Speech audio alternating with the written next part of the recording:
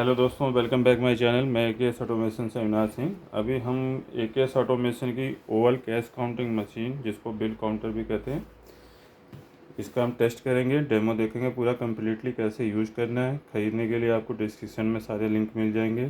फ्लिपकार्ट के चाहे तो डायरेक्ट भी मंगवा सकते हैं। तो सबसे पहले हम अनबॉक्सिंग करते हैं मशीन की। तो ये हमारी मशीन रहने वाली है। आप देख सकते हैं इसमें क्या क्या मिलेगा आपको। UV, MG, IR, MT चारों सेंसर मिल जाएंगे। वेट देख सकते हैं 1000 काउंटिंग स्पीड है और ऐड बैच की फैसिलिटी के साथ आती है, सेमी वैल्यू फीचर्स के साथ। तो यहाँ हम मशीन को ओपन करते हैं। बेल्ट ओपन करनी है, जस्ट सिंपली ओपन करेंगे बॉक्स को तो आपको यहाँ किट देखने को मिलेगी। देखिए किट में आपको मैनुअल बुक मिल जाता है, ब्रूश और क्लीनिंग ब्रूश और बेल्ट के साथ।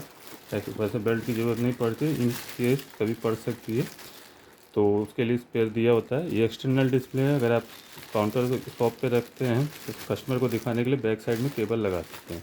अगर अपना पर्सनल यूज है तो कोई ज़रूरत नहीं है, ये पावर कोड रहेगी। तो पावर कोड हम निकाल लेते हैं। ठीक, आपकी कंप्यूटर वाली केबल ही रहेगी ये, जो कंप्यूटर प्रिंटर में केबल लगती है आपकी, वही केबल रहने वाली है। जैसे इसको सिंपली इस तरीके से आपने खोल लेना है। तो अब आगे चलते हैं। पहले किट को हटा देते हैं साइड में। ठीक, और ये मशीन रहने वाली इस तरीके से हैंडल के साथ आपको निकाल लेनी है। बॉक्स को भी कर देते हैं साइड। इस तरीके से आपको निकाल लेनी है पन्नी से मशीन। आप देखिए ये हैंडल इस तरीके से साइड में हो जाएगा।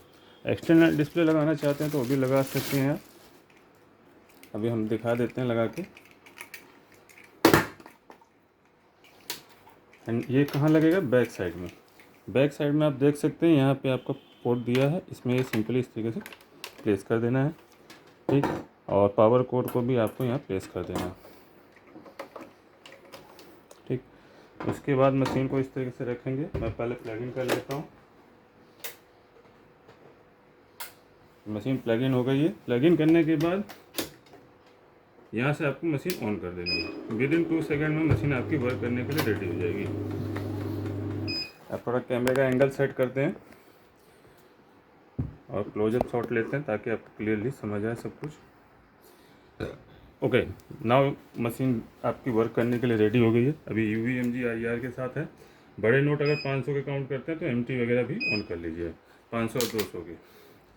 और छोटे नोट हैं तो आपको सिर्फ इन्हीं 2 सेंसरों पर ज़्यादा 3 सेंसरों पर डिपेंड करना है, UV, MG, IR। ठीक है, MT थोड़ा हाई क्वालिटी का सेंसर हो जाता है जो कि सुपर फेक नोट को भी डिटेक्ट करता है। ठीक है, तो वहाँ पे क्या होता है, हमारे हल्के नोट जो होते हैं उसमें MT फीचर नहीं होता। नॉर्मली आपका 100, 200, 10, 20, 50 के नोटों में आपका MT फीचर ना के बराबर होता है। तो और इसमें नकली आते भी नहीं है। तो इस तरीके से आपको नोट प्लेस करने हैं। जहाँ भी नकली नोट आएगा मशीन स्टॉप हो जाएगी। आप देख सकते हैं ज़्यादा नोट हो तो थोड़ा सा पैक कर दीजिए। 200 नोट आपके एक बार में आ जाते हैं इसमें।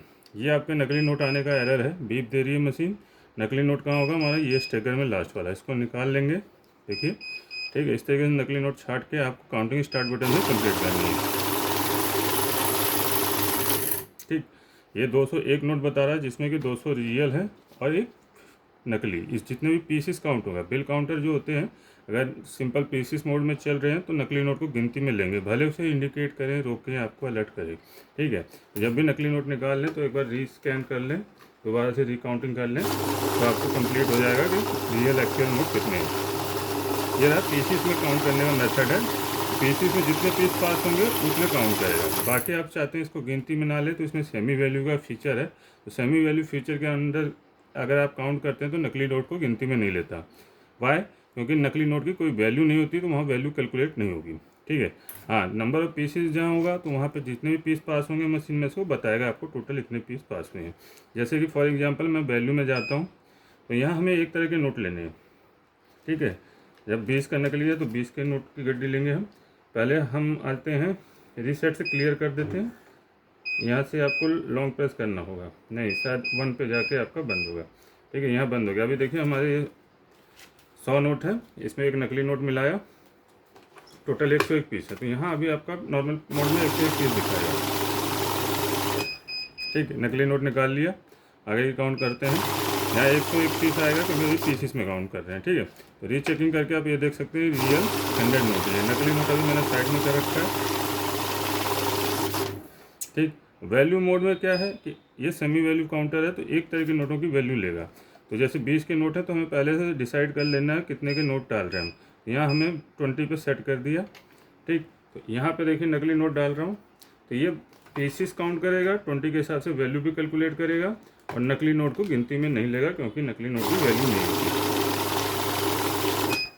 ठीक, ये नकली नोट रोका। अभी ये सिर्फ 100 पीस काउंट करेगा, नकली नोट को गिनती में नहीं लेगा, अलर्ट भी करेगा और गिनती में नहीं लिया क्योंकि इस नोट की कोई वैल्यू नहीं है। तो इस तरह से आप नकली नोट को जैसे भी मैनेज करना चाहते हैं यूज़ कर सकते हैं। आगे उधर क्या क्या फीचर हैं वो भी देख लेते हैं। यहाँ आ गया आपका काउंट मोड। काउंट मोड में देखिए UVMG बंद हो जाएगा। IR सेंसर होता है जो चिप के नोटों को रोकता है। तो यहाँ पे हमारा सिर्फ काउंट से मतलब रखेगा। जैसे हमारे पास 10-20 के ज़्यादा गले नोट आते हैं जिनके सिक्योरिटी फीचर ख़राब हो गए हैं, तो मशीन उन्हें बार बार रोकेगी क्योंकि मशीन सिक्योरिटी सेंसर के ऊपर ही काम करती है, नोटों को डिटेक्ट करती है। तो काउंट मोड में क्या है, सेंसर बंद हो जाते हैं तो आपका नकली नोट भी काउंट में कर लेगी, ख़राब नोट भी काउंट में कर लेगी। तो इसमें सिर्फ काउंटिंग के काम के लिए, जैसे 10 पे आपके नोट आते हैं, दूध की डेयरी वगैरह पे ज़्यादा नोट कलेक्ट हो जाते हैं खुले, तो उनके लिए ये काउंट मोड होता है कि आपको सिर्फ काउंटिंग से मतलब है क्योंकि 10-20 में आपके नकली नोट आता भी नहीं। तो अभी काउंट बंद करते हैं। देखिए हमारे सारे सेंसर ऑन हो गए। हम एम्प्टी को ऑफ कर देते हैं कि हमारे पास 20 के नोट हैं। ठीक, और लेकिन जब भी डिटेक्ट करना हो तो UVMG IR में ज़रूर रखिए आप। ठीक है, उसके बाद आता है बैच। बैच क्या होता है, जैसे हमें 100 के बंडल बनाने होते हैं तो उसके लिए बैच होता है। ठीक है, बैच में जाएंगे तो 100 का डिफ़ॉल्ट बैच आ रहा है। ठीक, तो नॉर्मली 100 की गड्डी बनती है। तो देखिए मैं यहाँ 200 पीस डाल रहा हूँ। 100 नोट काउंट होने के बाद मशीन रुक जाएगी, मतलब 20 के नोट काउंट होने के बाद मशीन स्टॉप हो जाएगी। ठीक, इस तरीके से आप गड्डी बना सकते हैं 100 की। रबड़ लगाया, एक गड्डी साइड, नेक्स्ट गड्डी आएगी 100 की, फिर इसको भी साइड करेंगे, फिर आगे ऐसे 200 नोट करके डालते जाएंगे, बंडल बनाते जाएंगे।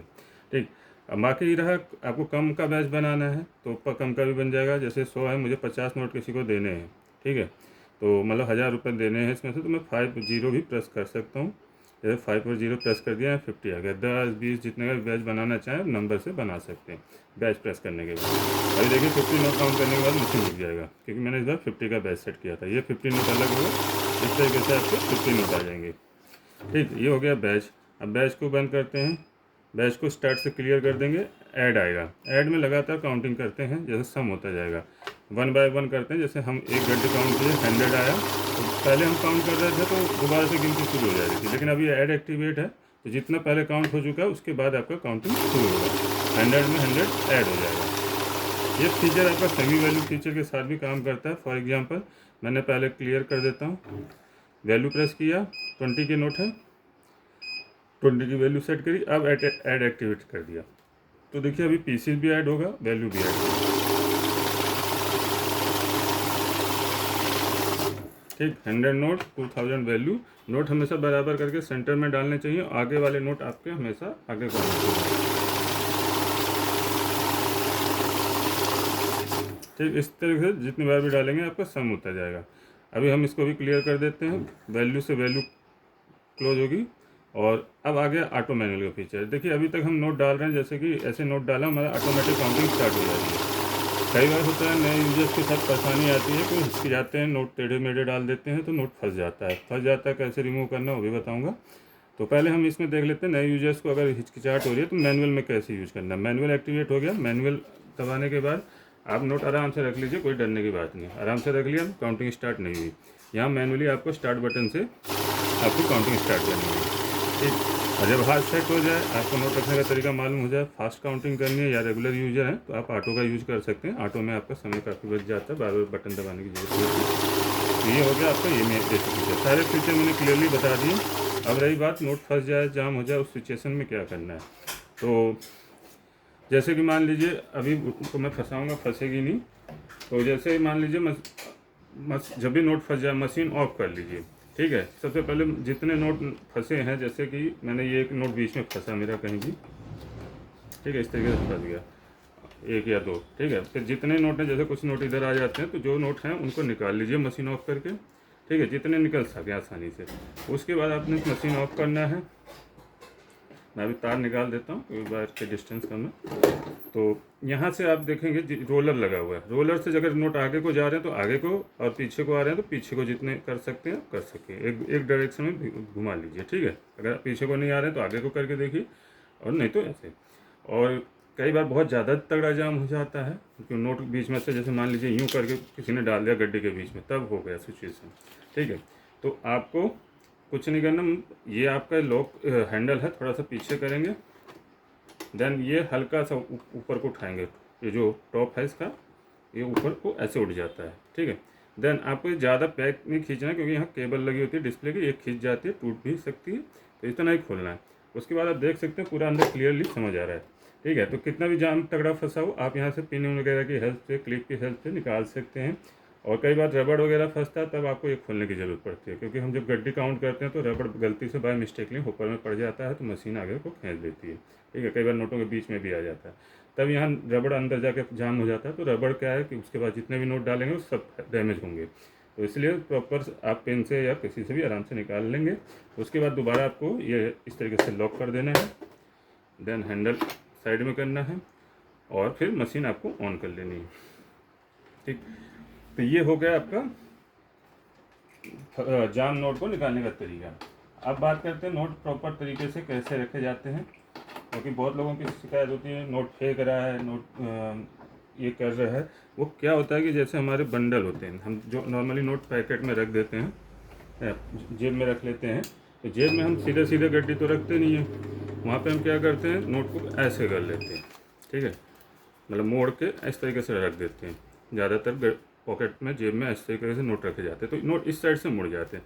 फिर आप नोट जब इंसर्ट करते हैं तो मुड़े हुए हिस्से को आगे रख देते हैं, तो नोट यहाँ से उछाल मारता है, ठीक है। वो फेंकती नहीं है मशीन, जब मुड़े नोट डालेंगे तो फेंकेगी। तो नोट जितना हो सके सीधा स्ट्रेट कर लीजिए, और जैसे मुड़ा इस तरफ का हिस्सा होता है तो उसको पलट के इस तरीके से लगाइए। इधर से लगाएंगे तो कभी जाम नहीं होगा, ठीक है। और नोट हमेशा स्लाइड करके डालने हैं बैक लोडर मशीन में। एक तो टॉप लोडर मशीन आती है जिसमें सीधे सीधे रखे जाते हैं, उसमें ऊपर खुलता नहीं है, इसलिए ये ज़्यादा मशीनें कॉमन चलती हैं। उसमें हाँ कैपेसिटी आपको ज़्यादा मिल जाती है ऊपर की। तो इस तरीके से जब नोट आप प्लेस करते हैं तो आगे वाले नोट देखिए इस तरीके से आगे कर दीजिए, ठीक है। बाकी ज़्यादा नोट है तो सपोर्ट के लिए हाथ भी लगा सकते हैं, यही तरीका है प्रॉपर। बाकी ऑटो मैनुअल का इस्तेमाल कर सकते हैं। मशीन खरीदने के लिए आपको डिस्क्रिप्शन में सारी डिटेल मिल जाएगी, और कोई क्वेश्चन इंक्वायरी हो मैं कमेंट बॉक्स में लिखिए। अदर मशीन की जानकारी के लिए भी आपको एफिलिएट लिंक मिल जाएगा डिस्क्रिप्शन बॉक्स में। हमारी वेबसाइट पे भी जा सकते हैं। मिलते हैं नेक्स्ट वीडियो में। मैं केएस ऑटोमेशन से अविनाश सिंह। जय हिंद, जय भारत।